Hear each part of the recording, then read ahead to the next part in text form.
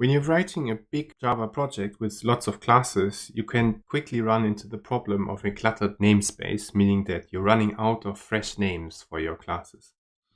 And this is why Java allows you to sort classes into so-called packages. Now, a package is simply a collection of usually related classes. The full name of a class in a package is name of the package dot name of the class. Packages can be nested. You can have one package in another, in yet another. And finally, let me mention that the standard library packages usually start with the word Java or JavaX. An example of this is the system class that is defined in a package called java.lang. So its full name, in fact, is java.lang.system.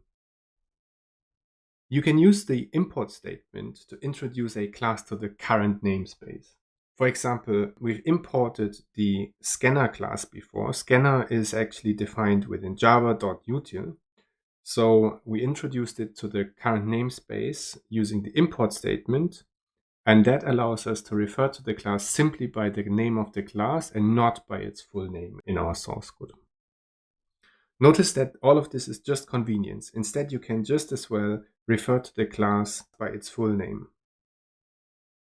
Apropos convenience, everything that's defined within java.lang is in fact automatically imported.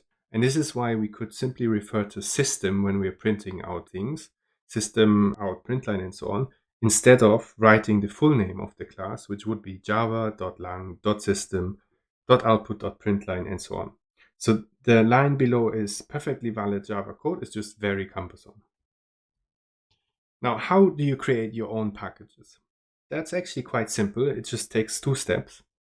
The first step is you need to add a package statement to your source code. So when you want to have a class within a package called myPackage, you would add as the first line in your source code package myPackage. And the second step to create your own package is you need to move the source code file into a directory that's called after your package. When the compiler and the interpreter looks for classes within some package, what it will look for is directories called after that package. Now, but where do they start looking for them? Where on your disk would they start looking for these packages? And this is exactly where the class path comes in. The class path is simply a list of directories that the compiler and interpreter use when they're looking for packages in your source code. Both Java-C and Java, so the compiler as well as the interpreter, have command line arguments to set this starting point, the class path.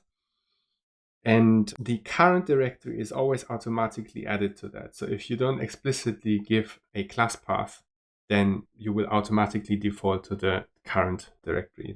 And finally, there are some environment variables that you can set. On Unix, this is simply Classpath in all capitals. A word on conventions. The identifiers for packages are usually all lowercase to avoid conflicts with the identifiers for classes. And also it's very common out there to have reverse domain names for your packages, to have globally unique package names without naming collisions between libraries from different companies or different sources. I want to stress that all of this is nice and well, but we will not ask you to write source code in packages for the assignments. So it's perfectly fine to always define your source code in the default package, meaning you just write it in the current directory and without any package statements.